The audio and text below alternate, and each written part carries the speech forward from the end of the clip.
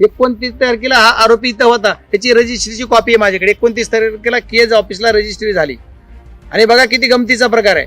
ही 29 तारखेला रजिस्ट्री झाली, 29 डिसेंबरला इथं रजिस्ट्री, इथं प्लॉट घेतलाय त्या आरोपीने, ज्या खंडणीतला आरोपी जो मध्ये आहे त्याला, कराड वाल्मिक कराड यांनी रजिस्ट्री 29 तारखेला घेतली, केज मध्ये जागा घेतली.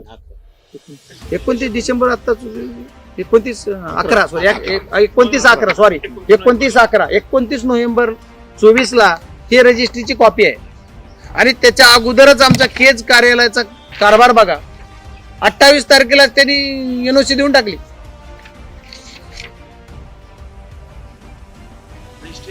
रजिस्ट्रीच्या अगोदर. बरं, रजिस्ट्री झाल्याच्या नंतर सर्वसाधारण जनतेला, आम जनता, मी आम पब्लिक म्हणून जर आलो तर 14 दिवस फेरवायला लागतात. ही जी नायब तहसीलदार इथं आहे त्याला 4 जज सीओचा केज नगर पंचायतच्या, आणि त्यांनी ही एनओसी देऊन टाकली.